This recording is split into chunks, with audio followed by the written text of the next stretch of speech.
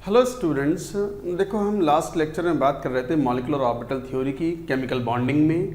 Molecular orbital theory में हमने energy order लिखा था experimentally observe for the homonuclear diatomic molecules, और वहाँ पर हमने दो तरह के एनर्जी ऑर्डर लिखे थे और मैंने सावधान भी किया था आपको कि नॉर्मल एनर्जी ऑर्डर जो होता है उसमें सिग्मा 2p की एनर्जी कम होती है, but when total number of electrons are less than equal to 14, जैसे N2 हुआ, B2 हुआ, C2 हुआ, इन केसेस में एक्सेप्शन था because of S&P mixing of molecular orbitals like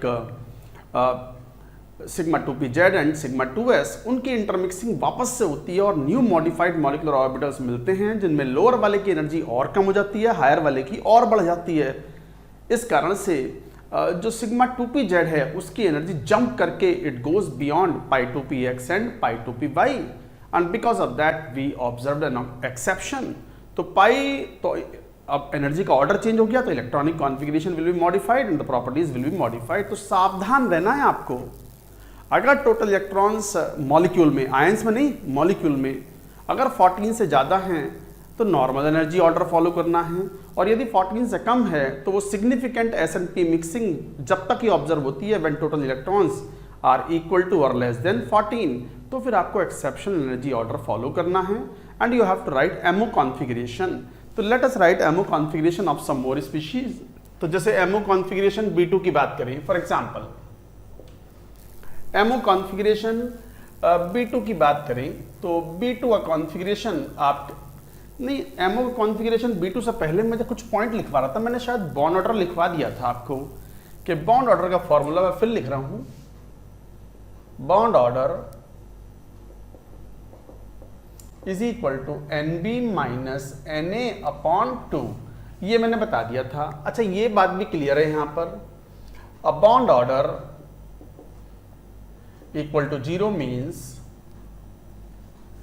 species does not exist. क्यों? कोई फायदा ही नहीं हुआ। बॉन्ड ऑर्डर 0 का मतलब इलेक्ट्रॉन डेंसिटी न्यूक्लियस के बीच में बढ़ी ही नहीं, तो कोई फायदा नहीं हुआ। No bonding has occurred, no species does not exist. A bond order is bond order equal to a fractional value, a fractional value indicates that species is paramagnetic.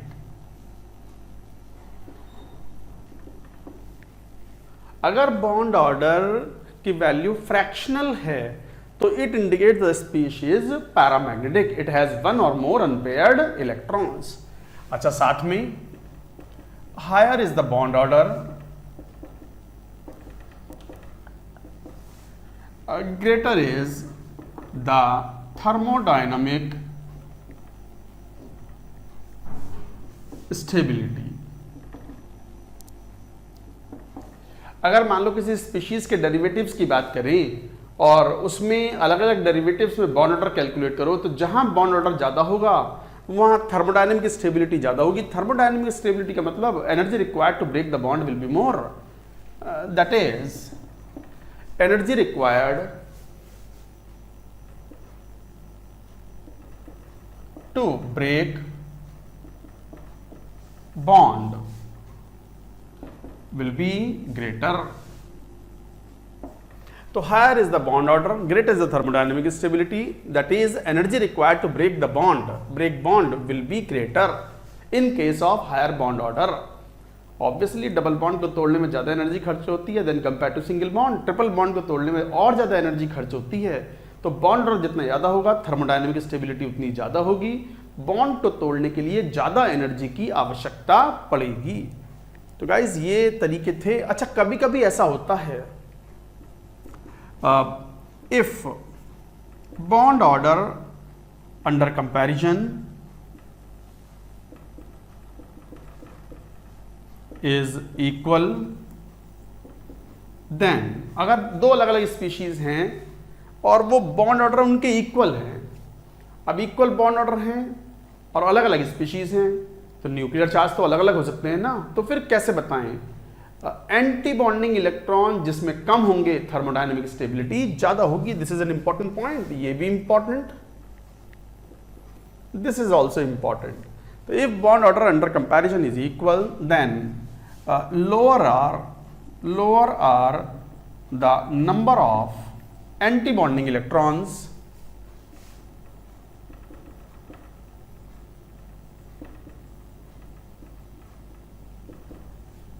greater will be the thermodynamic stability। तो क्या बात लिखी जाएगी? If the bond order under comparison is equal then lower is the number of anti bonding electron. जितने anti bonding electron कम होंगे, जिसमें कम होंगे, थर्मोडायनेमिक स्टेबिलिटी ज्यादा होगी। तो अंडर कंपैरिजन है तो फिर अगर बॉन्ड ऑर्डर इक्वल है तो क्या बेसिस बनेगा? जहां एंटी बॉन्डिंग इलेक्ट्रॉन कम वहां थर्मोडायनेमिक स्टेबिलिटी ज्यादा। चलिए इसी पॉइंट के लेकर के एक क्वेश्चन पूछता हूं मैं आपसे। Compare thermodynamic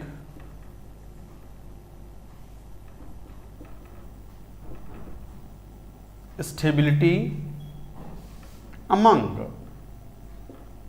H2 plus and He2 plus। H2 plus and He2 plus में अगर थर्मोडायनेमिक स्टेबिलिटी हमें कंपेयर करना हो तो फिर ये वाला पॉइंट यूजफुल होगा। एक बार इसको यूज करते हैं, चलिए let us talk about it. मैं ऊपर वाले पॉइंट से एक बार हटा रहा हूं, यहां तक की बात नोट कर लो। और ये क्वेश्चन है आपके सामने।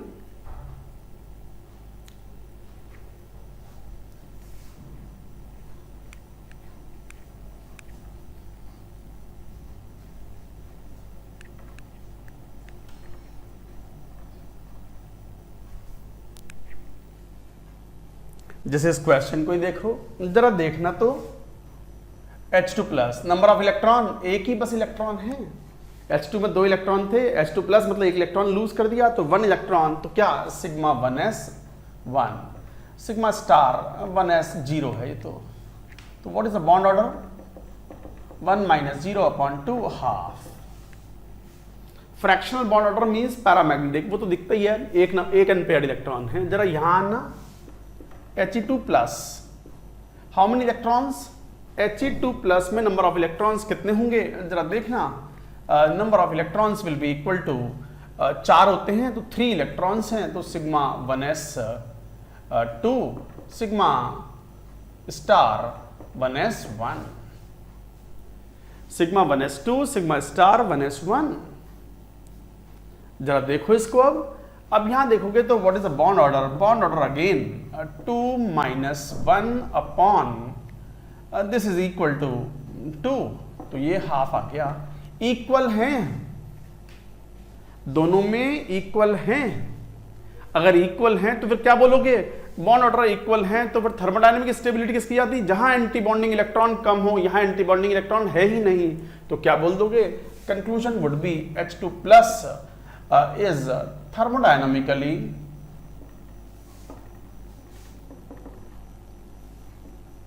more stable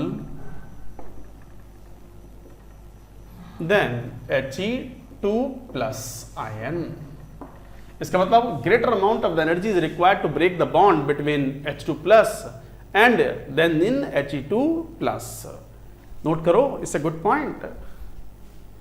ये ध्यान रखने वाली बात है स्टूडेंट्स आपको।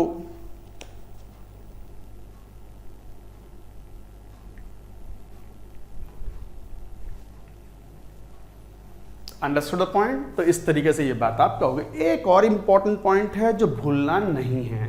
क्या पॉइंट? मैं वो भी बता देता हूं। पता नहीं नंबर वाइज कौन से चल रहे थे ये, अब जो भी चल रहे थे मैं स्टार मार्क करके ऐसे लिख देता हूं, आप देख लेना कौन सा नंबर है। जब हम आयनों का एमओ कॉन्फ़िगरेशन लिखते हैं तो एनर्जी ऑर्डर कौन सा फॉलो करना है? देखो, आयन किसी न्यूट्रल स्पीशीज से ही बनते हैं।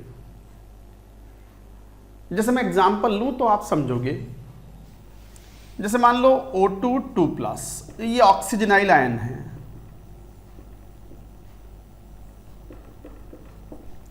ऑक्सीजनाइल आयन O2 2+, अब ये O2 2+ अगर ध्यान से देखो तो नंबर ऑफ इलेक्ट्रॉन्स कितने हैं इसमें, 16 में से 2 चले गए, 14। अब स्टूडेंट्स को कई बार कंफ्यूजन आ जाता है कि सर टोटल इलेक्ट्रॉन्स 14 है तो 14 वाला एनर्जी ऑर्डर फॉलो हुआ क्या? नहीं, कोई भी कैटायन या एनायन जो बनेगा वो अपने न्यूट्रल स्पीशीज से बनेगा, ऐसे तो अपने आप तो एग्जिस्ट करेगा नहीं वो, और न्यूट्रल स्पीशीज वाला ही एनर्जी ऑर्डर फॉलो किया जाना चाहिए। तो न्यूट्रल तो पॉइंट क्या निकला? पॉइंट ये है कि while writing energy order of an ion, energy order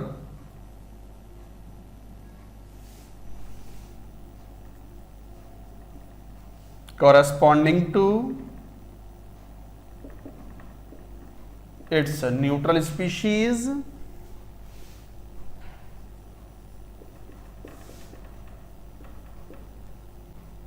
must be followed।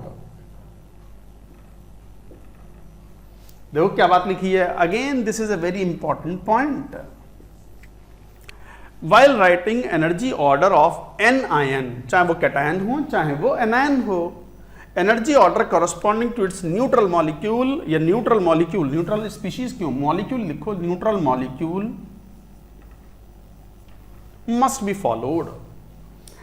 O2 2+ में भले ही 14 इलेक्ट्रॉन्स हैं, बट जो इसका न्यूट्रल मॉलिक्यूल था जिससे ये मिलके बना है, कौन? O2। O2 में कितने इलेक्ट्रॉन थे? 16।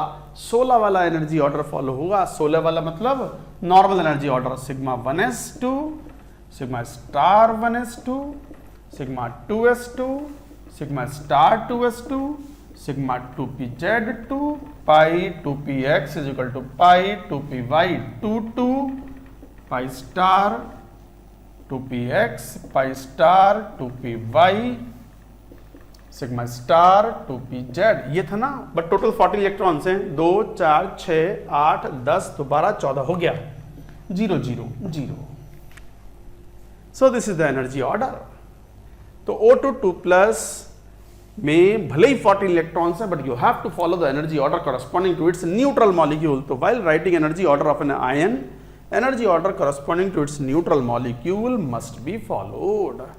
तो सिग्मा 2pz की एनर्जी कम वाला, जो टोटल नंबर ऑफ इलेक्ट्रॉन्स 14 से ज्यादा वाले जो ऑर्डर थे, that you followed corresponding to O2।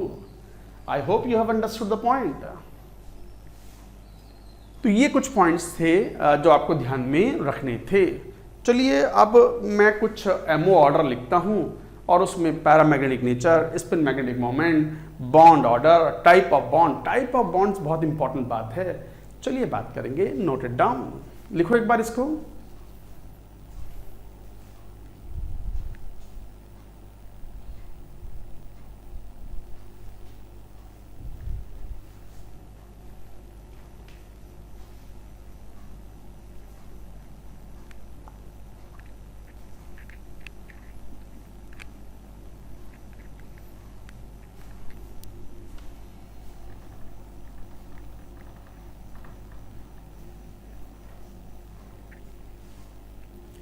जैसे मान लो एग्जाम्पल अब लेते हैं वो B2, डायटॉमिक मॉलिक्यूल। B2 में टोटल इलेक्ट्रॉन्स की बात करें तो कितने हो गए? 10 इलेक्ट्रॉन। 10 इलेक्ट्रॉन भरने हैं, कौन सा एनर्जी ऑर्डर फॉलो होगा? 14 से कम वाला एनर्जी ऑर्डर फॉलो होगा, SN-T मिक्सिंग वाला। कौन सा? Sigma 1s2, sigma star 1s2, sigma 2s2, sigma star 2s2, 8 तो हो गए। Pi 2px is equal to pi 2py, sigma 2pz, pi star, अब लिखो मत लिखो चाहो तो, एंड सो ऑन। भरो 10 इलेक्ट्रॉन, 2 4 6 8। अब यहां 2 0 नहीं लिख सकते, हंट्स रूल फॉलो करना होगा। डीजेनरेट ऑर्बिटल है ये,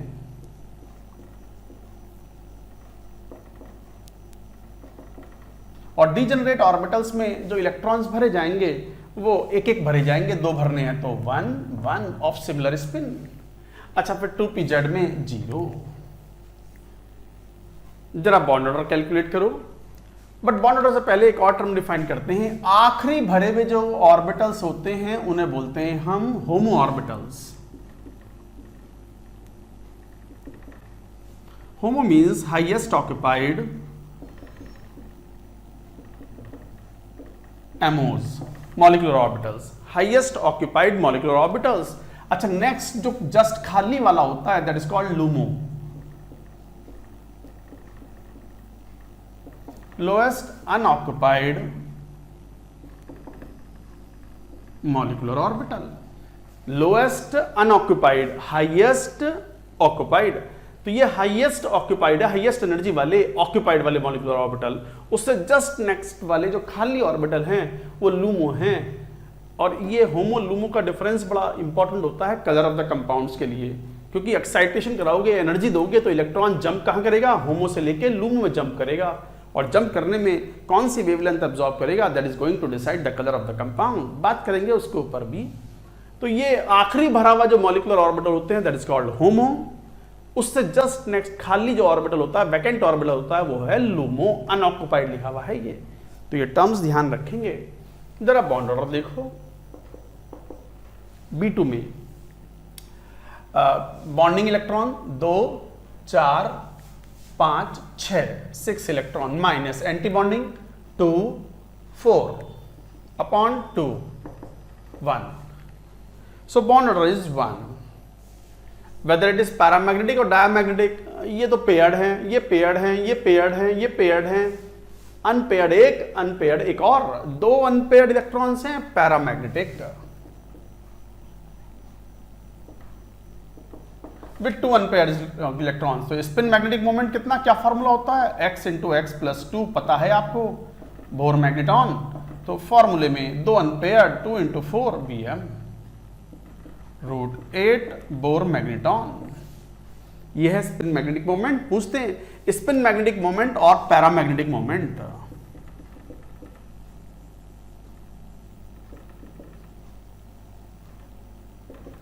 और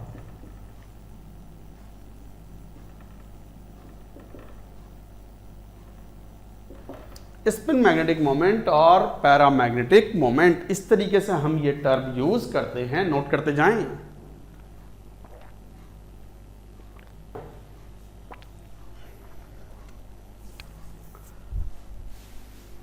तो स्पिन मैग्नेटिक मोमेंट और paramagnetic moment would be spoken like this.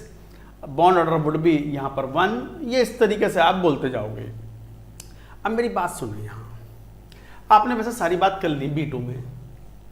B2 में आपने कह दिया पैरामैग्नेटिक है, 2 अनपेयर्ड इलेक्ट्रॉन हैं और S&P मिक्सिंग इसमें है सिग्निफिकेंट, जब भी तो एनर्जी ऑर्डर हमने ये वाला फॉलो किया है।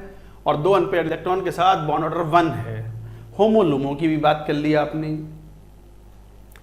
अब ये बॉन्ड ऑर्डर जैसे 1 है तो it is equivalent to the single bond. अब ये सिग्मा बॉन्ड है या पाई बॉन्ड है? नहीं सर, पहला बॉन्ड बनेगा तो सिग्मा ही बनेगा ना? नहीं, ये बात तो VBT में थी, अभी VBT ना पढ़ रहा हो, अभी क्या पढ़ रहा हो, मॉलिक्यूलर ऑर्बिटल थ्योरी। बच्चों ध्यान दो, ये VBT नहीं चल रहा, मॉलिक्यूलर ऑर्बिटल थ्योरी है। और मॉलिक्यूलर ऑर्बिटल थ्योरी में इस तरीके से डेजिग्नेट नहीं करते कि पहला बॉन्ड सिग्मा ही होगा, पहला बॉन्ड पाई भी हो सकता है, 2 बॉन्ड हो सकते हैं कहीं और दोनों ही पाई हो सकते हैं। तो जरा ध्यान दो कैसे, जरा देखें तो सही कि ये बॉन्ड सिग्मा है या पाई, जरा देखो कैसे।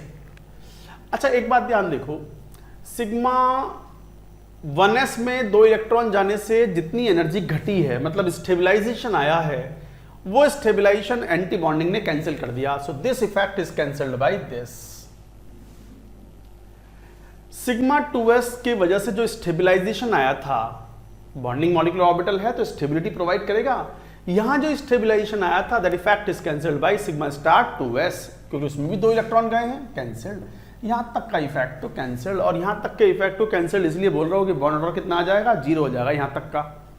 अब देखना इसके बाद में how many electrons gone into the bonding molecular orbital, 1 और 1 2, और वो दोनों इलेक्ट्रॉन कहां गए हैं, पाई में गए हैं। वो दोनों स्टेबलाइजिंग इलेक्ट्रॉन्स कहां गए हैं, पाई बॉन्डिंग मॉलिक्यूलर ऑर्बिटल में गए हैं। तो दोनों स्टेबलाइजिंग इलेक्ट्रॉन, यहां तक का इफेक्ट तो 0 ना है। ये स्टेबलाइजिंग इफेक्ट है π2px1 π2py1। तो 2 इलेक्ट्रॉनों का जो स्टेबलाइजिंग इफेक्ट है ये एक सिग्मा बॉन्ड, ये एक पाई बॉन्ड बना रहा है, तो दो स्टेबल, इसका मतलब लास्ट में जो दो स्टेबलाइजिंग इलेक्ट्रॉन्स गए हैं जिन्होंने बॉन्ड ऑर्डर 1 बनाया है वो कहां गए हैं, पाई में, so the bond is pi bond, so it is pi bond. तो इसका मतलब B2 के अंदर एक ही बॉन्ड है और वो पाई बॉन्ड है। IIT JEE एडवांस ने पूछा भाई ये क्वेश्चन। तो इस तरह के क्वेश्चंस अक्सर पूछे जाते हैं, हम और भी लेंगे। आप पहले इसको नोट कर लो। I will take another example, जैसे C2 का एग्जांपल लेंगे, दैट इज आल्सो इंपॉर्टेंट। मैं चलो ले ही लेता हूं, यहां पर जगह है।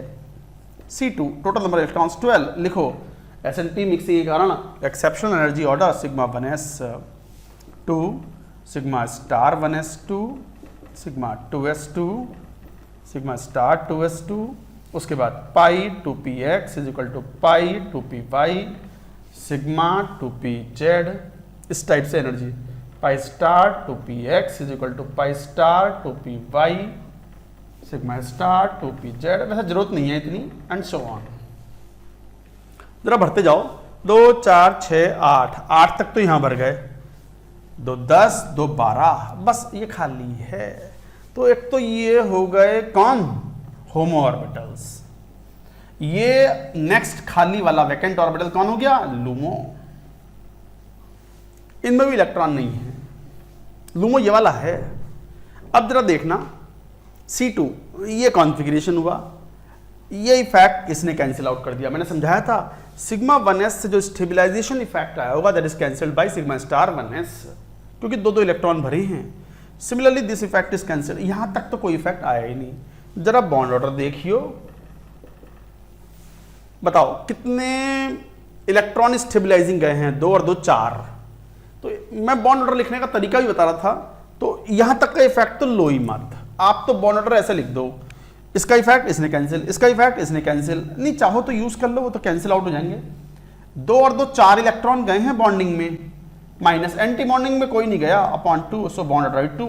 और ये दोनों जो बॉन्ड ऑर्डर हैं, चारों स्टेबलाइजिंग इलेक्ट्रॉन्स बोलो कहां गए हैं, पाई में। चारों स्टेबलाइजिंग इलेक्ट्रॉन पाई में गए हैं, तो दोनों बॉन्ड्स क्या हो गए, पाई बॉन्ड्स। तो बोथ पाई बॉन्ड्स,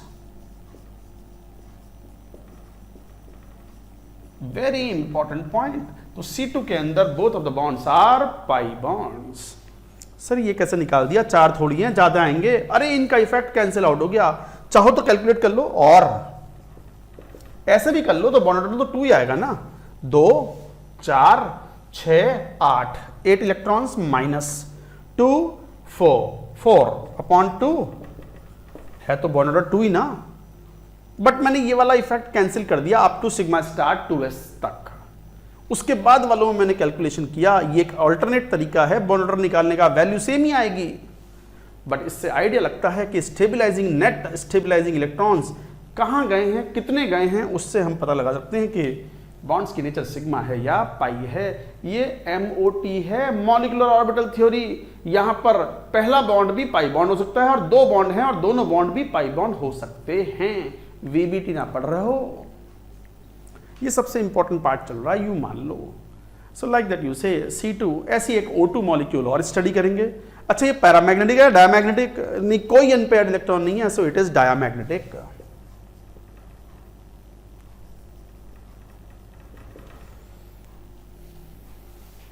नोट करें। उसके बाद O2 का कॉन्फ़िगरेशन और लिख के आपको एक इंपॉर्टेंट बात बताएंगे।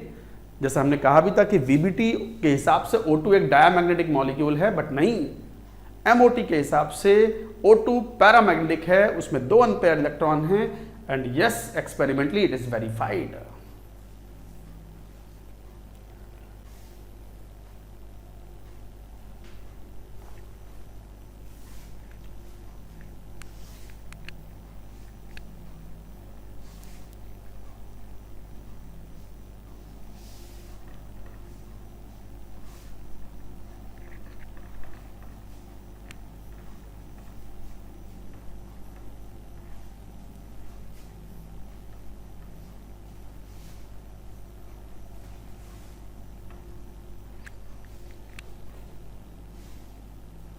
जैसे बात करेंगे अभी O2 की, कितने 16 इलेक्ट्रॉन्स हैं। कौन सा energy order, normal energy order, जिसमें सिग्मा 2pz की एनर्जी पाई 2px और पाई 2py से कम है।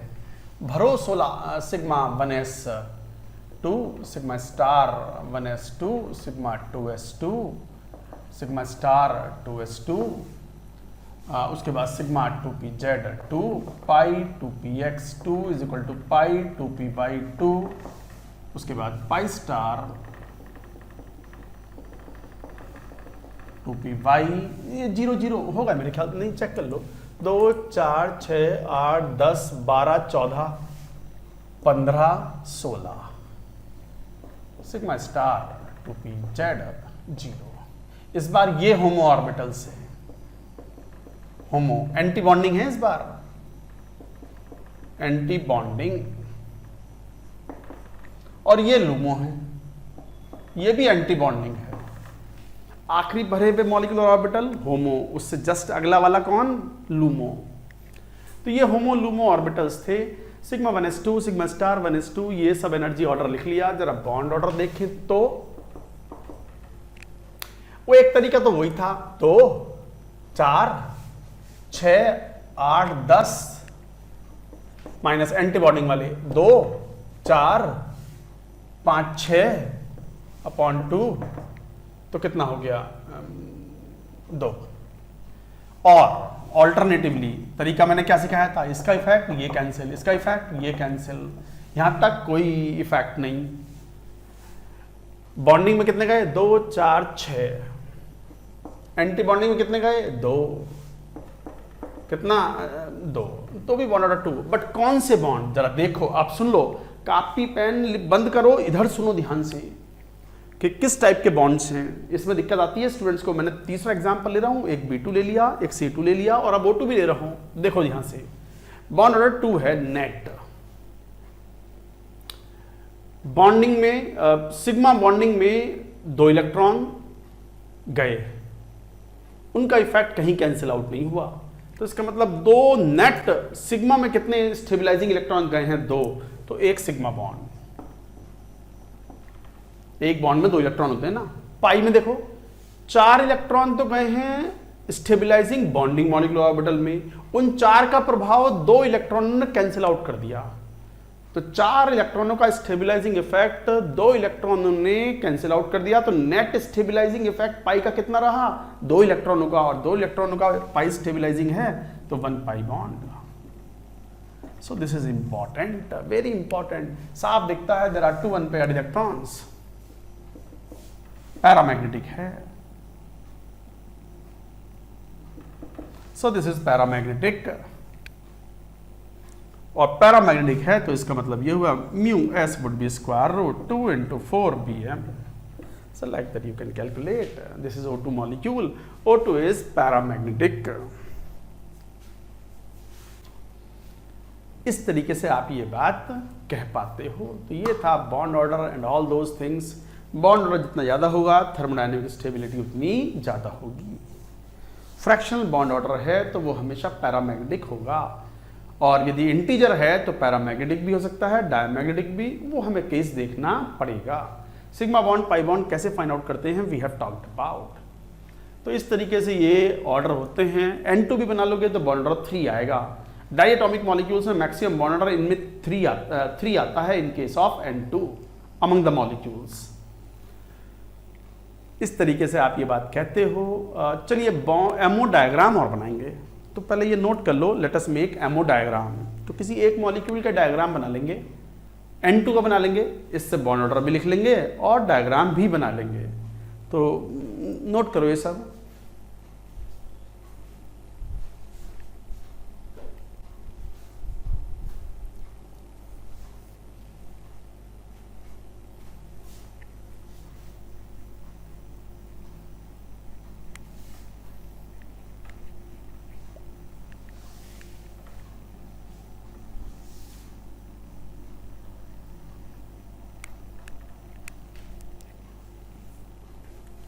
जैसे N2 की बात करें, N2 मतलब 14 इलेक्ट्रॉन्स, कौन सा SNP मिक्सिंग वाला एक्सेप्शनल एनर्जी ऑर्डर। जैसे sigma 1s2 sigma star 1s2 sigma 2s2 sigma star 2s2, 8 तो हो गए। Pi 2px is equal to pi 2py 2 12 sigma 2pz 2 pi star 2px pi star 2py 0 0 and so on. देखना 14 हो गए क्या, 2 4 6 8 10 12 14। ये कहलाएगा होमो ऑर्बिटल, ये कहलाएंगे लूमो ऑर्बिटल। तो इस तरह की सिचुएशन है यहां पर। अच्छा, कई बार इसको ऐसे भी लिखते हैं, सुनो सुनो एक अच्छा पॉइंट, कई बार इसको ऐसे लिखते हैं के sigma 2s2 sigma star 2s2 pi 2px2 pi 2py2 pi sigma star 2pz2 pi star 2px 2py 0 0 and so on. के ये क्या है सर? के आप ही बताओ के क्या है? के एक बहुत अच्छे सिंगर हैं, क्या जबरदस्त गाना गाते हैं वो, क्या जबरदस्त उनका टेक्सचर होता है गाना गाने का। मतलब मैं तो उनका बहुत ही डाई हार्ड फैन हूँ उनकी सिंगिंग का। के कृष्ण कुमार, तो के मतलब वंडरफुल सिंगर। तो तुम चक्कर में मत पड़ो। हाँ, लेकिन गाने बच्चों को गाने सुन लेने चाहिए। कई बार जैसे पढ़ाई में भी ब्रेक लेने पड़ते हैं, ऐसा तो है नहीं लगातार पढ़ते जाओगे। 2 घंटे पढ़ लिए, फिर आप 5-10 मिनट का ब्रेक ले सकते हो, जिसमें singing is very good one. TV नहीं देखना है, वीडियो गेम नहीं खेलना है, वो तो टाइम किलर होते हैं। वो तो वीडियो गेम तो मतलब एडिक्शन देता है, एडिक्शन। पबजी रातों रात खेल सकते हो आप, मतलब पता ही नहीं चलता, नींद भी उड़ जाती है उसमें। तो मैंने सुना है, मैंने खेला नहीं है। तो सिंगिंग, सॉन्ग्स, गाने सुनना या गाने गाना, ये सबसे बढ़िया है। IIT JEE की तैयारी करने वाले बच्चों के लिए जो ब्रेक लेते हैं, ब्रेक में टाइम को कैसे यूटिलाइज करें। अगर सिंगिंग का शौक है या गाने सुनने का शौक है तो वो सबसे अच्छा होता है, सूदन करता है आपके दिमाग को एकदम। 5-10 मिनट का ब्रेक लीजिए, अगेन 2 घंटे की एक सिटिंग बनाए तगड़ी वाली, और होमवर्क करें एकदम बढ़िया से, मैथ्स का, केमिस्ट्री का, फिजिक्स का एंड ऑल दैट। तो के व्हाट इज के हियर? अरे पहला शेल होता है ये सिग्मा 1s2 ये एक एटम का सिग्मा 1s है, दो एटम है ना जो कंबाइन हो रहे हैं, 2 नाइट्रोजन एटम। और फर्स्ट शेल क्या होता है? के शेल। तो सिग्मा 1s के लिए के, सिग्मा स्टार 1s के लिए दूसरे एटम का एक और के। समझ में आ गई बात? तो के का मतलब first shell, sigma 1s2 and sigma star 1s2 को कई बार ऐसे भी लिख देते हैं। तो कभी ऐसा लिख के आ जाए तो ऐसा ना हो कि अनप्लेजेंटली सरप्राइज्ड हो जाएं, अरे ये कौन है, के कौन है? अरे कुछ नहीं है, सिग्मा 1s को के लिख दिया, सिग्मा स्टार 1s को एक और के लिख दिया। First shell is called K shell, L shell, M shell and so on. So this is K. आ गई बात समझ में? जरा बॉन्ड ऑर्डर तो निकाल लियो। ये इफेक्ट कैंसल्ड आउट, ये इफेक्ट कैंसल्ड आउट, यहां तक का कोई इफेक्ट नहीं। 2 4 6 इलेक्ट्रॉन -0/2 बॉन्ड ऑर्डर 3 में भी देख लो, 4 इलेक्ट्रॉन तो पाई में गए हैं स्टेबलाइजिंग और 2 सिग्मा में गए हैं बस। तो 2 सिग्मा में गए हैं तो 1 सिग्मा 2 पाई बॉन्ड। ये है bond order 3 and there is no unpaired electron, x is equal to 0। Diamagnetic molecules में बॉन्ड ऑर्डर जो 3 है, this is maximum, so like that you say. तो ये तरीका हुआ। अब कई बार ऐसा भी आता है, जैसे मान लो फॉर एग्जांपल N2+ बनाना हो, तो ऐसा नहीं है सबका कॉन्फ़िगरेशन लिखो। आपको पता है कि N2 का कॉन्फ़िगरेशन अच्छे से याद कर लो। अगर N2+ बनाना है तो 1 इलेक्ट्रॉन रिमूव हुआ होगा, तो कहाँ से रिमूव हुआ होगा? बॉन्डिंग मॉलिक्यूलर ऑर्बिटल से। और बॉन्डिंग मॉलिक्यूलर ऑर्बिटल से अगर 1 इलेक्ट्रॉन रिमूव करोगे तो बॉन्ड ऑर्डर हाफ से घट जाएगा। तो बॉन्ड ऑर्डर कितना हो गया? 2.5। अच्छा N2- है मान लो, तो भी बॉन्ड ऑर्डर कितना? 1 इलेक्ट्रॉन आया होगा तो एंटी बॉन्डिंग में आया होगा। एंटी बॉन्डिंग में 1 इलेक्ट्रॉन आएगा तो again half, bond order half से घट जाएगा, तो अगेन 2.5। तो कई बार इस तरीके से हम ये बात कह पाते हैं। तो बॉन्ड ऑर्डर निकालने के लिए सबका लिखने की जरूरत नहीं है, उसका न्यूट्रल मॉलिक्यूल का लिख लो। बाकी तो आप बड़ा आसानी से बता सकते हो कि what could be the bond order, what is the magnetic nature and all that. चलिए इसका एमओ डायग्राम और बनाते हैं। उसके लिए पूरा मुझे स्क्रीन चाहिए होगी। आप भी लगभग आधे से ज़्यादा पेज हो तब यूज़ करना उसको, वरना फ्रेश पेज से लिखना क्या है वो मैं बताता हूँ। पहले ये नोट कर लो, नोट इट डाउन।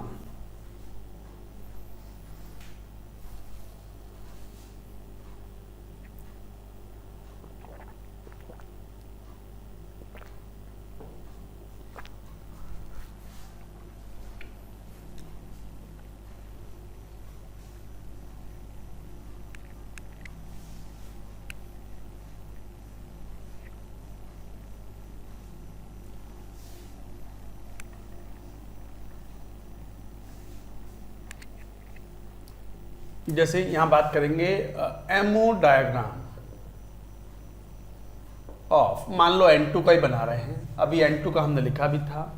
कॉन्फ़िगरेशन क्या था, एमओ कॉन्फ़िगरेशन वो तो लिखा ही था, sigma 1s2 sigma star 1s2 sigma 2s2 sigma star 2s2 pi 2px pi 2py 2 sigma 2pz 2 and so.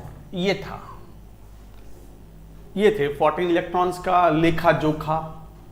जरा देखने एमओ डायग्राम कैसे बनाती हैं। ये एनर्जी लेवल डायग्राम है, लाइक दिस। डायग्राम ऊपर से नीचे नहीं बनता, नीचे से ऊपर बनता है। तो मान लो ये 1s था, ये 1s, ये एओज हैं एटॉमिक ऑर्बिटल, और बीच में कौन आएंगे, मॉलिक्यूलर ऑर्बिटल। ये 1s 1s 1s fully filled है नाइट्रोजन के अंदर, इससे 2 मॉलिक्यूलर ऑर्बिटल बनते हैं, दोनों में ये पूरी तरीके से फुल्ली फिल्ड है। कौन, sigma 1s sigma star 1s। इसके बाद मान लो ये 2s ले लिया, वो भी फुल्ली फिल्ड है नाइट्रोजन का, इससे भी 2 मॉलिक्यूलर ऑर्बिटल्स बनेंगे, sigma 2s sigma star 2s, दोनों फुल्ली फिल्ड है ना, देख लो। ये एटॉमिक ऑर्बिटल्स हैं नाइट्रोजन के, ये मॉलिक्यूलर ऑर्बिटल्स हैं N2 के। उसके बाद 2p ऑर्बिटल, उसमें 3p ऑर्बिटल्स थे, यहाँ भी 3 ऑर्बिटल्स हैं, तो ये 2p हुआ, ये 2p हुआ। How many electrons, 3 electrons are there. ये बनाने का तरीका है, 1s से शुरुआत करते हैं, नीचे से ऊपर की तरफ मूव करना है।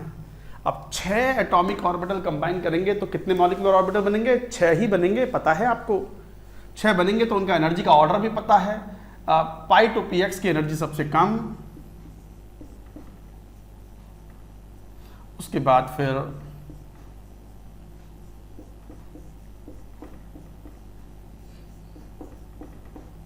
ये एनर्जी का ऑर्डर हो गया। यहां पर 2 इलेक्ट्रॉन यहां भर गए, 2 इलेक्ट्रॉन यहां भर गए। कौन है ये, pi 2px is equal to pi 2py। ये कौन है, सिग्मा 2pz। फिर ये वाले कौन हो गए, pi star 2px is equal to pi star 2py, खाली हैं, सिग्मा स्टार 2pz। ये लूमो है, और ये जो 2pz था ये होमो है। ये हो गया कॉन्फ़िगरेशन, लिख दिया बस आपने, लिख दिया आपने। बनाओ से, ड्रॉ करो, ये है कॉन्फ़िगरेशन। हालांकि कॉन्फ़िगरेशन पूछे नहीं जाते, क्वेश्चन आ सकते हैं इनके ऊपर, बट एनर्जी का ऑर्डर ही तो है, ये बनाते चले गए आप। तो सिग्मा 1s से sigma 1s sigma star 1s sigma 2s sigma star 2s, energy का ऑर्डर भी देख लो, देखते चले जाओ। फिर पाई 2px पाई 2py जो कि मोर स्टेबल है than atomic orbitals, sigma 2pz is also more stable, उनकी एनर्जी कम है। और pi 2px pi star 2px pi star 2py and sigma star 2pz, ये ऊपर आ गए सबसे ऊपर एनर्जी के बढ़ते हुए ऑर्डर में। ये एनर्जी का ऑर्डर था, ड्रॉ करो।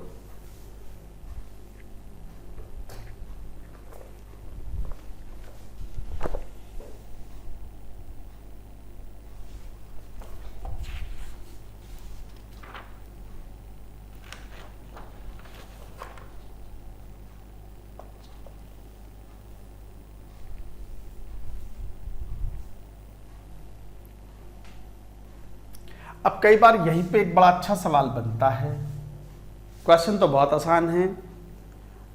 आयोनाइजेशन कराते हो, आप एटम्स की आयोनाइजेशन एनर्जी लिखते हो, मॉलिक्यूल्स की भी आयोनाइजेशन एनर्जी देके तो कुछ भी करा सकते हो। इलेक्ट्रॉन रिमूव करना है तो which has higher ionisation energy, N2 और N। Very important question. सवाल आपके सामने है कि which has the higher ionisation energy, N2 है और N, नाइट्रोजन एटम या नाइट्रोजन मॉलिक्यूल, बताओ किसकी आयोनाइजेशन एनर्जी ज्यादा है। आयोनाइज करना मतलब सबसे जो लूजली हेल्ड इलेक्ट्रॉन है उसे इन्फिनिटी भेजना। मान लो ये इन्फिनिटी एनर्जी है, ये इन्फिनिटी है एनर्जी, इन्फिनिटी पे पहुंचाना है, इन्फिनिटी ऑर्बिट में जहां पर एनर्जी जीरो होनी है, यहां से पहुंचाना है। अगर नाइट्रोजन से निकालोगे तो यहां से इलेक्ट्रॉन निकालोगे, this much energy is needed. So this is ionisation energy of nitrogen. और यदि आप मॉलिक्यूलर ऑर्बिटल से निकालोगे तो सिग्मा 2p से निकालोगे, आखिरी इलेक्ट्रॉन यहां है ना, ये है आयोनाइजेशन एनर्जी सिग्मा, ये this is ionisation energy of N2। अब बताओ आप कि बताओ किसमें एनर्जी ज्यादा है। N2 की आयोनाइजेशन एनर्जी ज्यादा है क्योंकि N2 में इलेक्ट्रॉन कहां से निकालना पड़ रहा है, more stable bonding molecular orbital से in comparison to the atomic orbital. इसका मतलब अगर बॉन्डिंग मॉलिक्यूलर ऑर्बिटल से इलेक्ट्रॉन निकालते हो तो मॉलिक्यूल की आयोनाइजेशन एनर्जी उसके एटम की आयोनाइजेशन एनर्जी से ज्यादा होगी। और यदि मान लो इलेक्ट्रॉन यहां भरा हुआ होता एंटी बॉन्डिंग में, तो एंटी बॉन्डिंग में हायर एनर्जी में इलेक्ट्रॉन था, इलेक्ट्रॉन निकालना आसान काम होता, तो आयोनाइजेशन एनर्जी कम हो जाती है। तो क्या बोलोगे, ionisation energy of N2 is greater than ionisation energy of N। तो कंक्लूजन क्या निकला, कंक्लूजन ये निकला कि अगर BMO से इलेक्ट्रॉन रिमूव करते हो मॉलिक्यूल में से तो ionisation energy will be higher, और AMO में से रिमूव करते हो तो ionisation energy will be lesser. तो लिख दो, if electron is removed from BMO bonding molecular orbital then IE of M2 molecule is greater than IE of M. If electron is removed from AMO anti-bonding molecular से, then ionization energy of M2 will be less than ionization energy of M। समझ गए बात को आप। तो electron यदि आप BMO से निकाल रहे हो तो ज्यादा एनर्जी चाहिए, आयोनाइजेशन एनर्जी इज मोर, और यदि इलेक्ट्रॉन AMO से निकालोगे तो ionisation energy of M2 will be less than its corresponding atom M। बहुत इंपॉर्टेंट पॉइंट था, वेरी इंपॉर्टेंट क्वेश्चन। आंसर ये, कंक्लूजन ये, नोट करें, ये था BMO diagram. So like that you can talk about. Noted.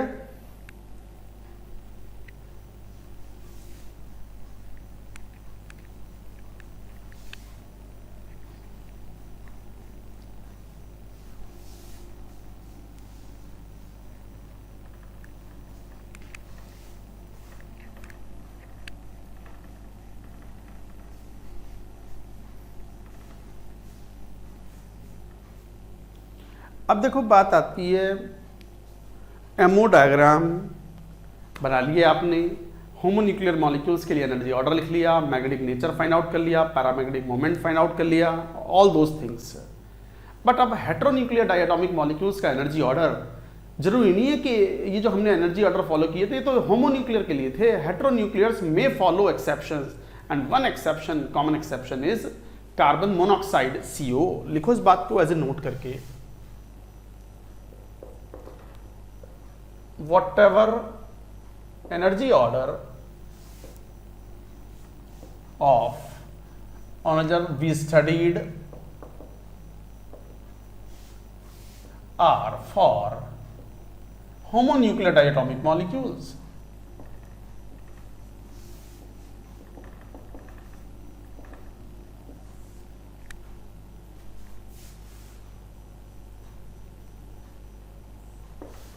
whatever energy order we studied are for homonuclear diatomic molecules. However, for heteronuclear molecules we can apply the same order, but one common exception is, however, we can apply same energy order for heteronuclear molecules. Ions जैसे कौन, NO, CN, CN- etc. तो however we can apply same energy order for heteronuclear molecules like this, but exceptions are observed. One such notable exception is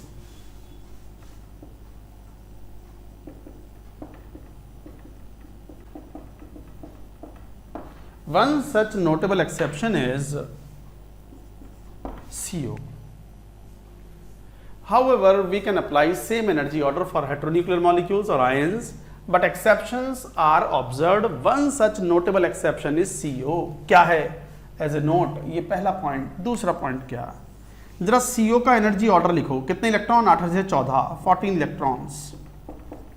जरा 14 के basis पर लिख के देखो. वो जो 14 बिल्कुल ऐसा आएगा जैसे N2 का होता है, उसी टाइप का. तो वही होमोन्यूक्लियर वाला अगर फॉलो करें तो कैसा ऑर्डर हो गया? Sigma 1s2, sigma star 1s2, sigma 2s2, sigma star 2s2. फिर क्या? Pi 2px is equal to pi 2py 2, sigma 2pz 2, pi star 2px is equal to pi star 2py 0, 0. ये हुआ 2, 4, 6, 8, 10, 12, 14. जरा देखना तो बॉन्ड ऑर्डर कितना आ गया? बॉन्ड ऑर्डर इज, अगर ये तो इफेक्ट कैंसिल आउट हो गए, चलो बाकी 2, 4, 6 - 0/2, 3. ठीक है. अगर हम CO प्लस की बात करें, expected bond order of CO plus cation, ये कैटायन है, CO का कैटायन बना दिया हमने. एक इलेक्ट्रॉन रिमूव करो तो क्या होना चाहिए था? एक इलेक्ट्रॉन रिमूव करते तो कहां से जाता? सिग्मा 2pz से इलेक्ट्रॉन निकलता, एक इलेक्ट्रॉन. तो फिर बॉन्ड ऑर्डर कितना रह जाता? 5 - 0/2, 2.5. That is CO bond length in CO plus was expected to be longer than that in CO. सुन लो, बड़ी इंपॉर्टेंट बात चल रही है. एक एक्सेप्शन है ये जो पढ़ रहे हो आप. केमिस्ट्री में एक्सेप्शन बीच बीच में आते ही हैं. आपने कहा कि CO एक्सेप्शन है, वो कैसे इस बात से शो होता है, इतना ही जानना है. बहुत डिटेल में जाने की जरूरत नहीं है आपको. स्टिल हम फिर वही बात कर रहे हैं, जो सिलेबस की रिक्वायरमेंट है वो अच्छे से पूरी करें. That's it. तो CO का ये बॉन्ड ऑर्डर हुआ. अगर हम होमोन्यूक्लियर वाला फॉलो करते हैं, बॉन्ड ऑर्डर 3 आ गया. Yes, it is found to be 3. It is found. Expected bond order of CO plus, अगर CO प्लस बनाते तो एक इलेक्ट्रॉन रिमूव होता तो सिग्मा 2pz से होता, तो बॉन्ड ऑर्डर 2.5 हो जाना चाहिए था. बॉन्ड ऑर्डर घटना मतलब bond length. So that is CO bond length in CO plus was expected to be longer than that in CO. नहीं, CO प्लस में CO बॉन्ड लेंथ छोटी है. फैक्ट इज दैट हाउएवर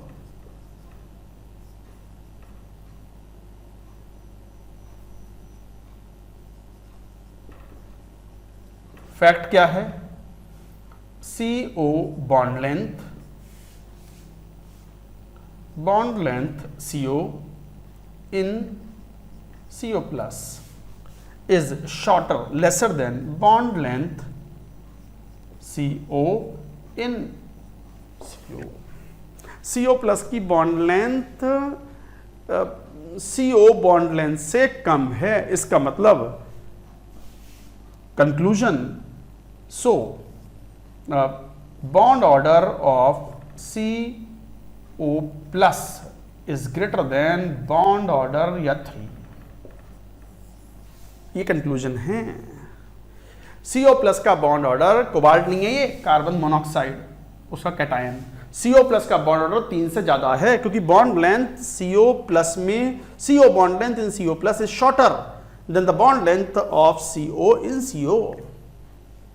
ये indicate करता है, इसका मतलब कंक्लूजन क्या निकला, the above MO configuration of CO is wrong. Conclusion,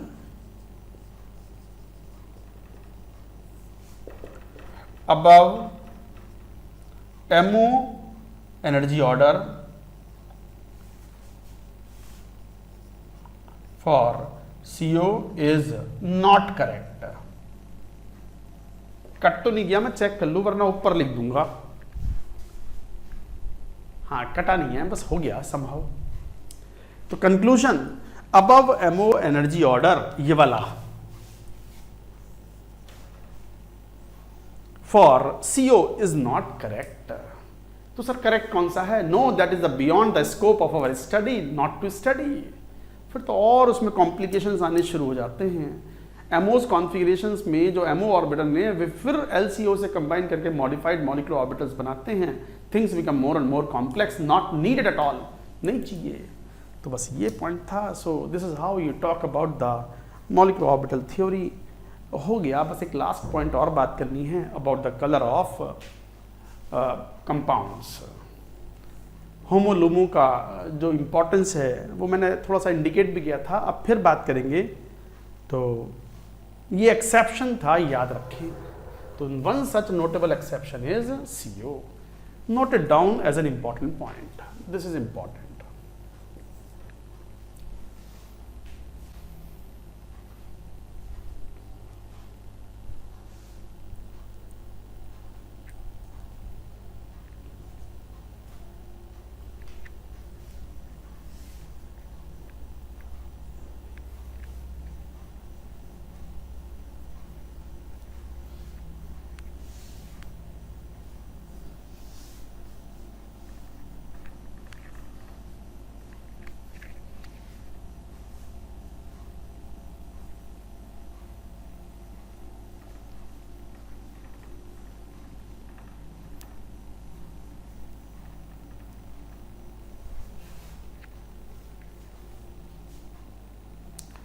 जैसे एक और पॉइंट, तीसरा नोट लिख लो, नोट लिख रहे थे ना तीसरा, होमो और लूमो का एनर्जी डिफरेंस जो है that decides the colour of the compound. If energy difference between homo and LUMO orbital corresponds to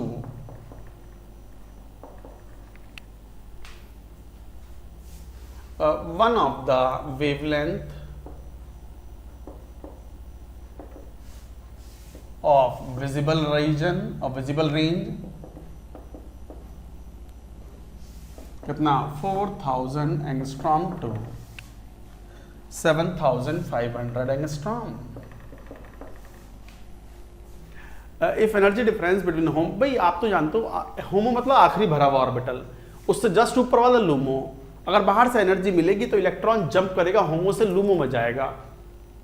और कलर का जो मैकेनिज्म है वो तो हम डिटेल में बात करते हैं कोऑर्डिनेशन कंपाउंड्स में, चैप्टर है बहुत important coordination compounds, chemical bonding part 2 भी बोलते हैं उसको।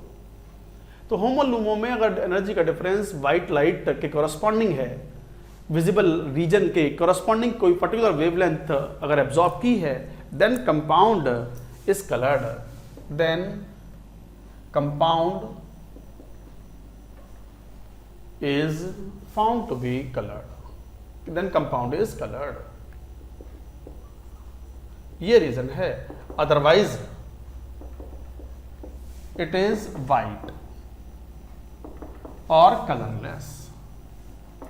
केमिस्ट्री में वाइट और कलरलेस हम एक ही बात कहते हैं। तो if the energy difference between homo and LUMO energy orbitals corresponds to one of the wavelength of the visible region, जैसे 4000 एंगस्ट्रॉम से 7500 angstrom, then the compound is colored, otherwise it is white or colorless. हालांकि एक general guideline ये होती है कि species जिनमें unpaired electrons होते हैं they are found to be coloured, और जिनमें अनपेयर्ड इलेक्ट्रॉन नहीं होते they are found to be colourless. However this is not a rule, this is not a rule, याद रखेंगे. In general not a rule, rule नहीं है ये. तो in general species with one or more unpaired electron are colored. Diamagnetic species are generally colourless. ये एक general rule है but not a rule.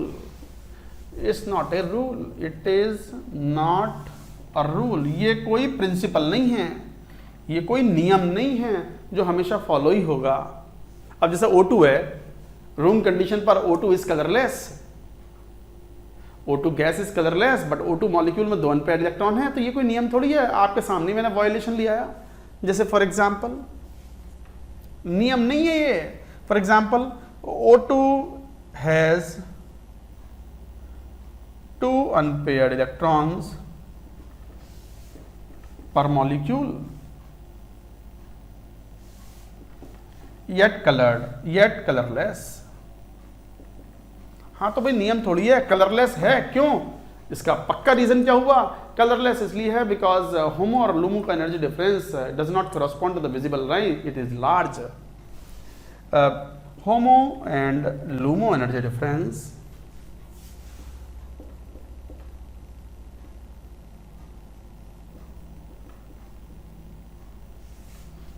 in O2 is large,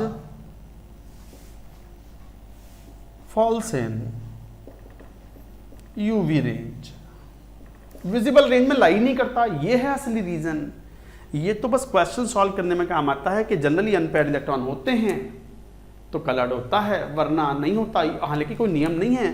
जैसे इसका exception ये है, O2 के अंदर 2 अनपेयर्ड इलेक्ट्रॉन है फिर भी कलरलेस है. कारण HOMO and LUMO energy difference in O2 is large, falls in UV range, इसलिए कलरलेस है. जैसे F2 है, F2 में अनपेयर्ड इलेक्ट्रॉन नहीं है फिर भी एक लाइट येलो ग्रीन कलर की गैस है, तो बस बोल दो कि अगर कलर आ रहा है उसका तो इसका मतलब it absorbs one of the wavelength in the visible region. That means homo LUMO energy difference is falling in the visible region. So like that you say, that's it. This is the end of molecular orbital theory. All the questions you can attempt of MOT and accordingly ये part finish हुआ. MOT finish होते ही हमें ऐसा feeling आ जाती है कि chapter लगभग खत्म होने को है, बट अभी भी 2-3 लेक्चर जाएंगे. अब हमने वैसे इसमें शायद प्लानिंग में आपको 10 लेक्चर दिए हैं, बट फिर भी खूब पढ़ा रहे हैं, फिर भी ये थोड़ा ज़्यादा जाता है. हालांकि किसी किसी चैप्टर में टाइम बचता भी है, तो बीच बीच में हमें संडेज़ को एक्स्ट्रा क्लास भी लेनी पड़ सकती है. तो थोड़ा सा हमें इस बात का ध्यान रखना पड़ेगा. गाइस आपको भी थोड़ा टफ होना पड़ेगा कि भाई to meet any challenges. Like Sunday को भी एक्स्ट्रा क्लास. सर कुछ बच्चों को पसंद नहीं आता, पसंद नापसंद नहीं चलती आईआईटी की तैयारी में. वो साइड में रखो. पसंद नापसंद कपड़े पहनने में चलता है, आपका खाने पीने में रखना है कि भाई क्या खाना है क्या नहीं खाना है. पढ़ाई में नहीं, पढ़ाई में सब कुछ पढ़ना है. संडे को भी दिया जाएगा तो भी पढ़ना है. कई बार बच्चे बोलते हैं कि सर आप तो अत्याचार करते हो. हम पे अत्याचार है ये सर, हमारे अधिकारों का मानहनन हो रहा है. हाँ हाँ हम अत्याचारी हैं. हम तुम्हें ज़्यादा होमवर्क देते हैं, हम तुम्हें संडे को भी एक्स्ट्रा क्लास कई बार ले लेते हैं और रोज़ क्लास होती हैं. पढ़ना पड़ेगा, आईआईटी क्वालिफाई करना है, बढ़िया रैंक से सब करना पड़ेगा, सब कुछ सहना पड़ेगा, अत्याचार भी सहना पड़ेगा. संडे को एक्स्ट्रा क्लास भी लगेगी तो वो भी आपको अच्छे से पढ़नी पड़ेगी. मनी मन कुछ बोल लेना मेरे बारे में. हाँ कभी बड़बड़ाओ। ये थी molecular orbital theory, that is it. अब जो मेजर चीजें बची हैं जैसे डाइपोल मोमेंट, अभी डाइपोल मोमेंट लेंगे। Dipole moment, hydrogen bonding, फजान्स rule, metallic bonding. और एक चीज मैं एक्स्ट्रा पढ़ा देता हूँ, वो बाद में बहुत काम आती है, हाइड्रोलिसिस ऑफ हैलाइड्स। वो मैं इसलिए पढ़ाता हूँ क्योंकि उसका यूज़ अच्छा खासा आता है बहुत सारी चीज़ों में, तो इनमें भी अभी लगेंगे टाइम। तो चलिए कंटिन्यू करें। अब MOT इज कंप्लीट। MOT का होमवर्क आपको जब मिलेगा तो accordingly you can solve. And now we move to the heading. लिखो डाइपोल मोमेंट, लिखिए।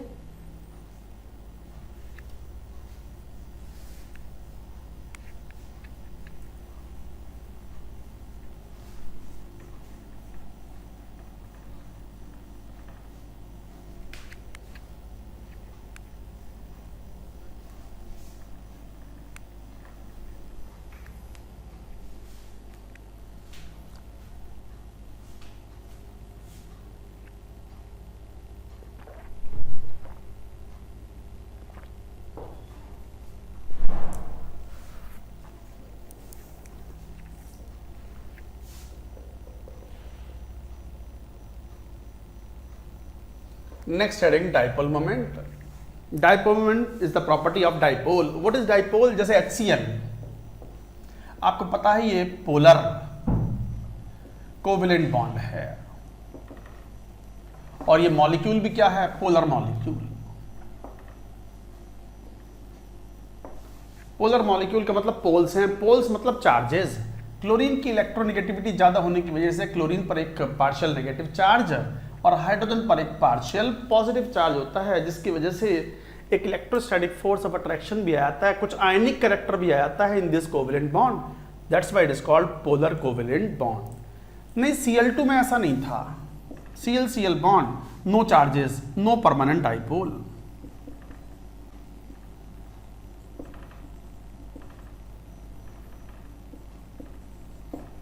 इसमें कोई परमानेंट डाइपोल नहीं है। No permanent dipole in Cl2, but there is a permanent dipole. इसमें एक परमानेंट डाइपोल है। डाइपोल मतलब दो charges separated by a certain distance. Dipole, di मतलब दो, पोल मतलब चार्जेस, तो two charges kept at a certain distance form dipole. ये है डाइपोल मोमेंट, ये है डाइपोल। डाइपोल मोमेंट क्या है? ये प्रोडक्ट है, product of the charge and internuclear distance. जैसे मान लो यहां ऐसे कह दो ए, मान लो इलेक्ट्रोनेगेटिविटी B की ज्यादा है तो B पर नेगेटिव चार्ज, ये positive charge, and there is a bond length. Bond length means internuclear distance, nucleus से न्यूक्लियस की डिस्टेंस, तो दिस इज D। तो dipole moment mu dipole moment है, या बॉन्ड मोमेंट बोल सकते हो यहां पर। तो बॉन्ड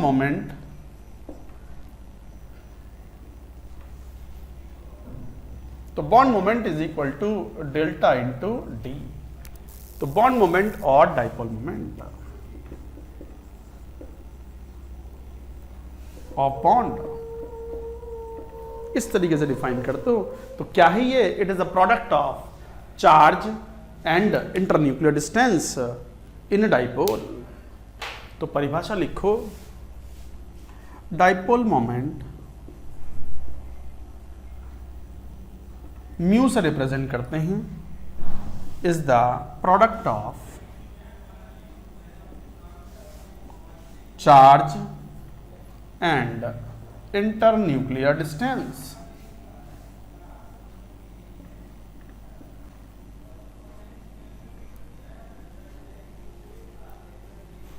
तो dipole moment mu is the product of charge CHARG and internuclear distance. Internuclear distance और bond length.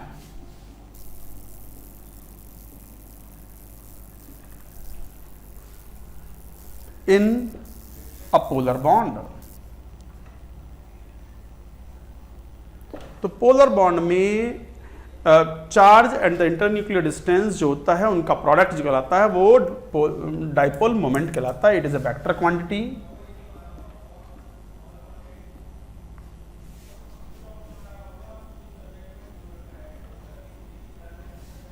it is vector quantity, it is a vector quantity, and direction is shown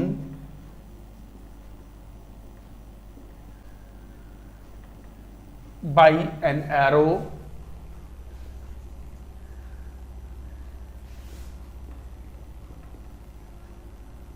pointing towards more electronegative atom. En मतलब electronegative atom. Note करो. तो what is bond moment or dipole moment of the bond? It is a product of charge and internuclear distance, जिसे bond length भी बोलते हैं, in a polar bond. It is a vector quantity and its direction is shown by an arrow pointing towards more electronegative atom. जैसे यहाँ ये B ज़्यादा electronegative था तो बॉन्ड मोमेंट को ऐसे शो करेंगे म्यू, एरो बना करके उसके ऊपर mu. Mu is the bond moment.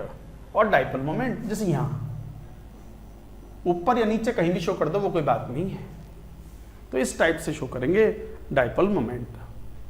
Note करो, हम इसकी यूनिट की बात करते हैं तो unit of dipole moment, note it down.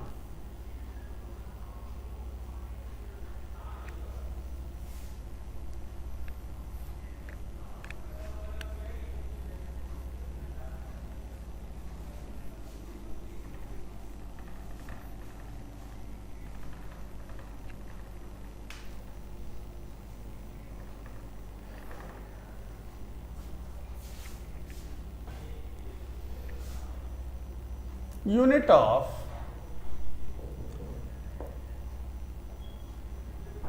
Dipole moment. अब आपने देखा कि mu dipole moment is equal to what, charge delta into D. ऐसे लिखा आपने, चार्ज इंटू, तो चार्ज की यूनिट, तो ऐसा यूनिट क्या हो गई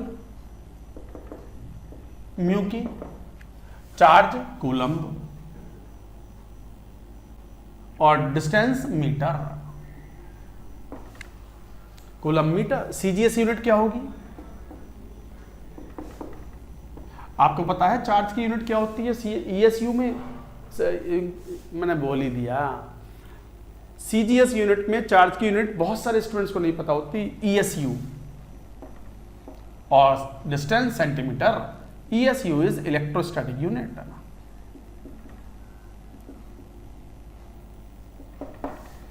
ESU stands for electrostatic unit. जैसे 1 इलेक्ट्रॉनिक चार्ज की वैल्यू कूलम में सबको याद होती है, कितनी, 1.6 × 10⁻⁻19 कूलम. बट ESU में याद ना होती है. ESU में याद कर लो, काम आती है, 4.8 × 10⁻10 ESU, इलेक्ट्रोस्टैटिक यूनिट. ये होती है वैल्यू 1 इलेक्ट्रॉनिक चार्ज की. तो यूनिट ऑफ डाइपोल मोमेंट जो है वो है कूलम मीटर या ESU सेंटीमीटर. दोनों ही अप्रोप्रिएट ही नहीं है. More appropriate unit of dipole moment is Debye. Debye is the name of the scientist who worked in this direction. तो more appropriate unit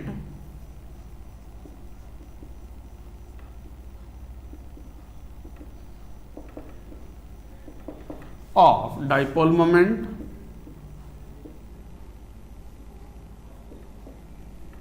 The more appropriate unit of dipole moment is dBi or d. The more appropriate unit of dipole moment is dBi. dBi's units तो ज़्यादातर नामों पर based हैं, joule, Newton, अर्ग, इस type की units होती हैं, गॉस. तो ये सब फिजिसिस्ट या केमिस्ट या जो भी साइंटिस्ट हैं उनके नाम पर ये यूनिट बनी हुई हैं. तो इस तरीके से आप कहते हो Debye is also the name. तो more appropriate unit of the dipole moment is Debye और D. 1 Debye is equal to 10⁻18 ESU centimetre. ये याद रखें, वेरी इंपॉर्टेंट. अच्छा, इसे अगर कूलम मीटर में कन्वर्ट करना चाहें तो यू कैन. 1 ESU किसके बराबर है जरा देखना. 1 ESU is equal to coulomb में कितना, तो 1.6 × 10⁻19 अपॉन 4.8 ×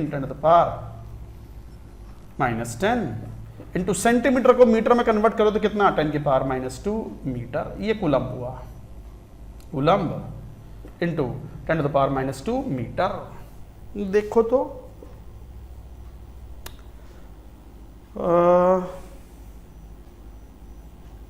1 ESU सेंटीमीटर 10⁻18, 18 और 19, 18 और 2 20, 20 और 39 में से 29 रह गया, ऊपर चला गया, और ये 3 बार, तो 1/3 into 10⁻⁻29 coulomb metre, which is nearly equal to 3.33 into 10⁻⁻30 coulomb metre. ये है वैल्यू, याद कर लो, वेरी इंपॉर्टेंट, कभी कभी आ जाता है। 1 debye equal to 10⁻18 ESU centimetre, और कूलम्ब मीटर में कितनी वैल्यू आपके सामने फाइंड आउट की है, कितनी, 3.33 into 10⁻⁻30 coulomb metre. Important.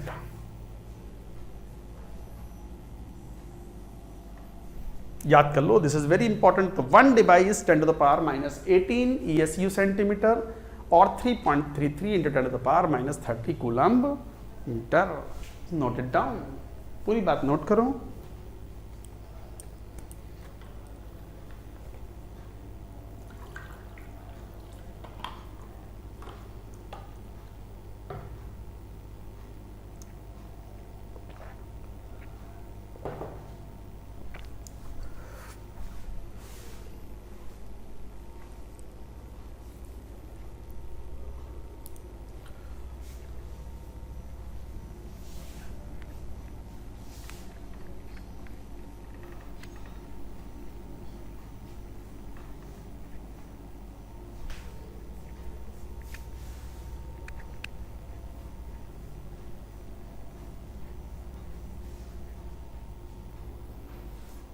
Well, जैसे बात करें, आपने अभी देखा कि mu is equal to charge into internuclear distance है, चार्ज इंटरन्यूक्लियर डिस्टेंस। तो सर कैसे पता करें कौन डोमिनेटिंग फैक्टर है? Generally charge on atom is the dominating factor. अनचार्ज कितना जनरेट होगा? 2 एटम्स जो कंबाइंड हैं, डिपेंड्स ऑन इलेक्ट्रोनेगेटिविटी डिफरेंस। तो in general magnitude of dipole moment is dominated by charge on atoms जो कि कोवेलेंट बॉन्ड बना रहे हैं, that is En difference। तो in general magnitude of dipole moment is dominated by charge on atoms और electronegativity difference, except in the following case, where bond length मतलब कौन? D is dominant. This is an important point. तो सुनो बच्चों, क्या बात कही जा रही है, ये तो बड़ा इंपॉर्टेंट पॉइंट है। इन general magnitude of dipole moment is dominated by charge on atoms. Atom के चार्ज पर डिपेंड करता है, और चार्ज दो मान लो ये केस था A B, charge delta minus delta plus, मान लो ये मोर इलेक्ट्रोनेगेटिव एलिमेंट है।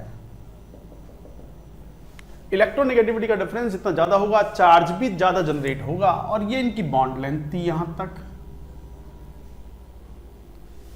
तो इंटरन्यूक्लियर डिस्टेंस या बॉन्ड लेंथ जनरली डोमिनेट नहीं करता। डोमिनेट कौन करता है? डेल्टा। तो मेनली डेल्टा ज्यादा होगा, तो इलेक्ट्रोनेगेटिविटी डिफरेंस अगर ज्यादा होगा तो डाइपोल मोमेंट ज्यादा होगा, except in one particular case where the bond length is dominant. जैसे कौन? सी एफ बॉन्ड से ज्यादा डाइपोल मोमेंट है, सी mu of CF bond is less than mu of CCl bond। देखो एक्सेप्शन है ये एक्सेप्शन हुआ,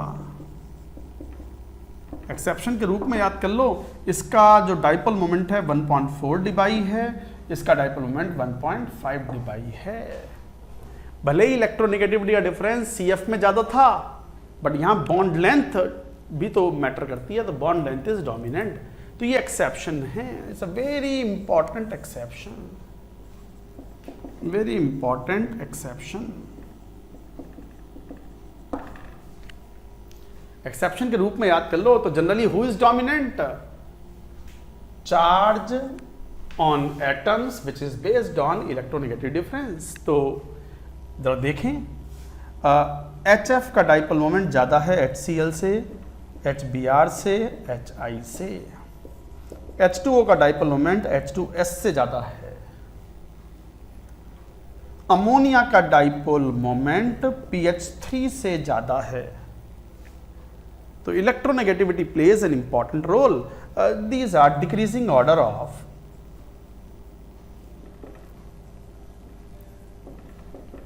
डाइपोल मोमेंट। बट एक्सेप्शन देखना जरा, अभी समझाया था कौन सा, यही वाला कि CH3Cl का डाइपोल मोमेंट CH3F से ज्यादा है, ग्रेटर डाइपोल मोमेंट।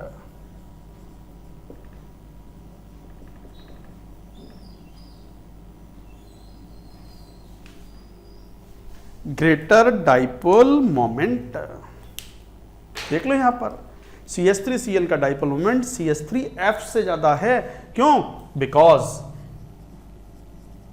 अभी पढ़ा है mu of CCl is greater then mu of CF। अभी पढ़ा है, एक्सेप्शन था ये। इंपॉर्टेंट पॉइंट भी है, भूलना मत। मौके पे भूल गए तो बस नेगेटिव अवार्ड होगा आपको, नंबर नेगेटिव में मिल जाएंगे। यही तो कह रहे, इतनी देर से चिल्ला के क्या बात कह रहे हैं।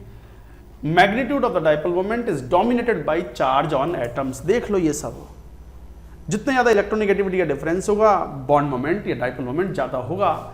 Accept in this particular case के CF का डाइपोल मोमेंट में इलेक्ट्रोनेगेटिविटी का डिफरेंस भले ही ज्यादा है, बट डाइपोल मोमेंट फिर भी कम है, बिकॉज बॉन्ड लेंथ। भाई डाइपोल मोमेंट दो चीजों पर डिपेंड करता है, चार्ज पर और डी पर। चार्ज जनरली डोमिनेंट है, बट इस पर्टिकुलर केस में internuclear distance becomes dominant, the dipole moment is found to be greater. तो ये बड़ा इंपॉर्टेंट पॉइंट था, एक बार नोट करो इन सब पॉइंट्स को।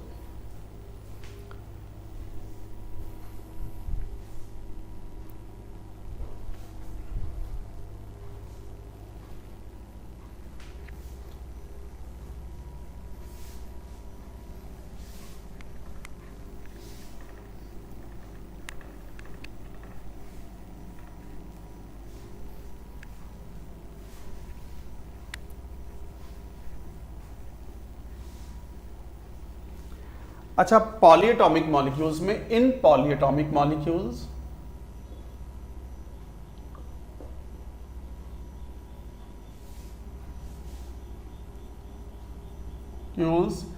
Net dipole moment is the vector sum of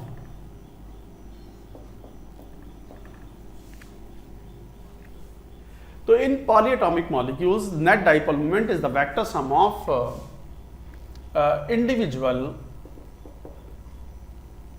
bond moments.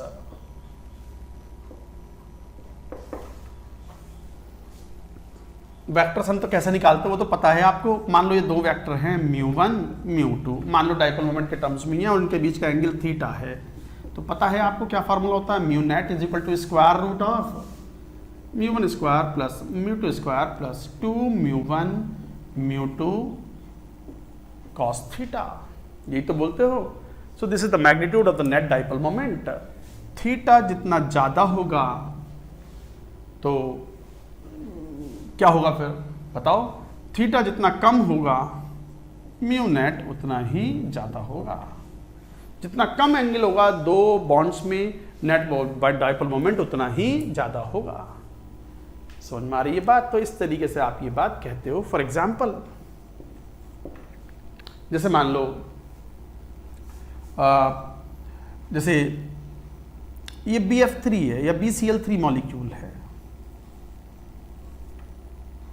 या BCl2 ले लो, बड़ा सिंपल मॉलिक्यूल। इसका म्यू नेट 0 आ गया। नेट डाइपोल मोमेंट 0 है ये। कैसे 0 है जरा देखना structure, BeCl Cl। Chlorine more electronegative है तो ये डेल्टा माइनस, ये डेल्टा प्लस, तो ये नेट डाइपोल मोमेंट इस डायरेक्शन में, ये नेट डाइपोल म्यू सेम आएगा क्योंकि दोनों सिमेट्रिकल हैं म्यू, और बीच का एंगल कितना है 180 डिग्री, तो म्यू नेट, दो वेक्टर्स एग्जैक्टली अपोजिट हो, इफेक्ट इज कैंसिल्ड, तो magnitude of the net dipole moment becomes 0 in this case, तो नेट डाइपोल मोमेंट 0 हो गया, 180 का एंगल है। तो अगर 120 का एंगल होता है, यहां 120 रख दो, तो नेट डाइपोल मोमेंट वही होता है जो इंडिविजुअल डाइपोल मोमेंट्स हैं अगर इक्वल हैं तो।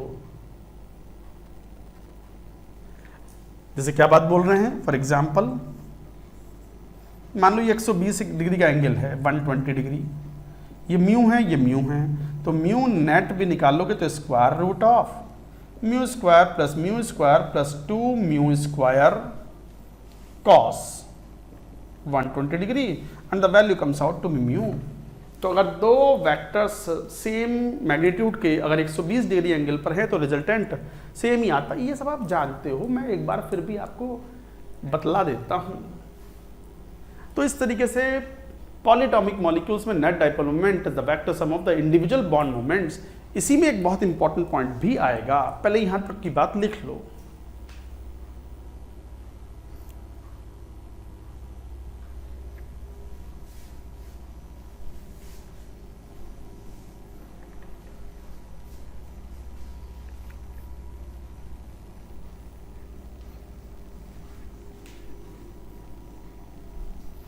क्या पॉइंट? पॉइंट ये है कि lone pair also contributes in the dipole moment, net dipole moment, but और लोन पेयर का जो डाइपोल मोमेंट का कंट्रीब्यूशन है, its direction is taken away from the atom, but it's mathematical contribution can not B quantified. तो लिखो lone pair also contributes इन dipole moment, DM मतलब dipole moment, तो lone pair also contributes in dipole moment and its direction is taken away from atom bearing lone pair. तो जिस atom पे lone pair है उससे दूर में लेते हैं। हाउएवर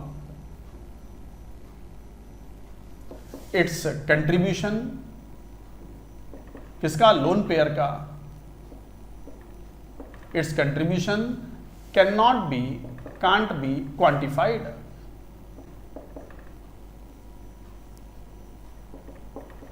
इसका मैथमेटिकल कंट्रीब्यूशन नहीं ले सकते।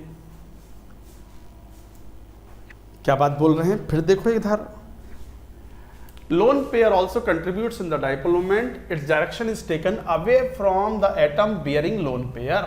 However, its contribution cannot be quantified.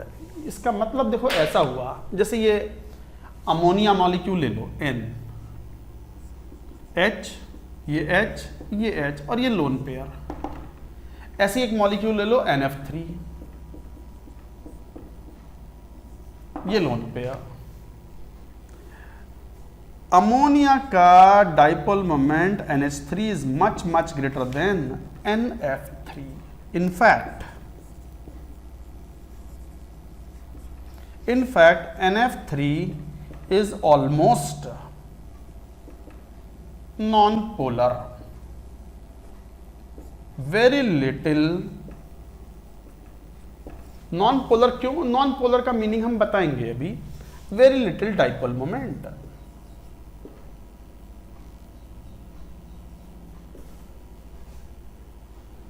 तो dipole moment of ammonia much greater है। Ammonia is much higher polar than NF3 molecule. क्यों? नाइट्रोजन ज्यादा इलेक्ट्रोनेगेटिव है तो इसका बॉन्ड मोमेंट ऊपर की तरफ, ऊपर की तरफ, ऊपर की तरफ, म्यू म्यू और म्यू। और लोन पेयर का भी डाइपोल मोमेंट होगा, हालांकि उसकी mathematical value we can not find out. क्यों? लोन पेयर कितने साइज का है ये कैसे फाइंड आउट करें? बॉन्ड लेंथ तो हम फाइंड आउट कर लेते हैं एक्सपेरिमेंटली, बट लोन पेयर का साइज एग्जैक्टली फाइंड आउट नहीं कर सकते। बट क्या डायरेक्शन थी डाइपोल मोमेंट की from the lone pair? Away from the atom, like this. तो जरा देखना ये क्या चीज निकल के आई, इस तरीके से। तो एक तरीके से लोन पेयर का डाइपोल मोमेंट, इन तीनों का रिजल्टेंट भी ऊपर की तरफ जाएगा, म्यू नेट, इन तीनों का म्यू नेट, और ये लोन पेयर जो है म्यू लोन पेयर, ये दोनों एक दूसरे को रीइंफोर्स करेंगे, मजबूत बनाएंगे, डाइपोल मोमेंट बढ़ाएंगे। यहां कैंसिलिंग इफेक्ट है। सुन लो कैसे, फ्लोरीन की इलेक्ट्रोनेगेटिविटी नाइट्रोजन से ज्यादा है, तो डाइपोल मोमेंट की direction towards more electronegative atom, towards more electronegative atom, towards more electron, ये म्यू1 म्यू1 म्यू1, और ये ऊपर की तरफ। तो ये इफेक्ट ऐसा हो गया, म्यू1 म्यू1 म्यू1, और ऊपर lone pair mu lone pair, cancelling effect.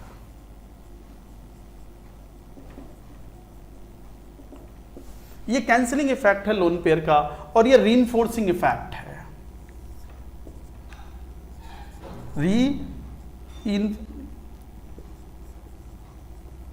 और स्ट्रेंथनिंग इफेक्ट।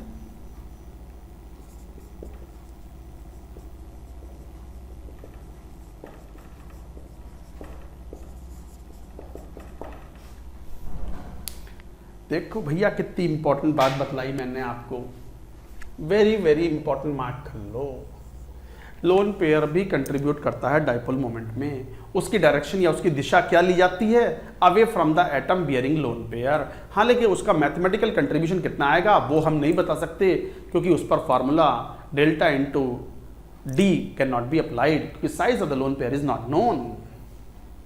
जैसे यही था, तीनों NH बॉन्ड्स का डाइपोल मोमेंट ऊपर की तरफ आ रहा है रिजल्टेंट, और लोन पेयर भी ऊपर जा रहा है, तो दोनों एक दूसरे के वेक्टर सम हो गए, तो स्ट्रेंथनिंग इफेक्ट आ गया। हाई डाइपोल मोमेंट है, ammonia is very highly polar than NF3, NF3 is almost non polar, ammonia is highly polar, जबकि NF3 में ये कैंसिलिंग इफेक्ट है, एज आई एक्सप्लेन। तो ये था डाइपोल मोमेंट, अभी खत्म नहीं हुआ, अभी कई इंपॉर्टेंट बातें हैं। All that we will take in the next lecture. That's it for now.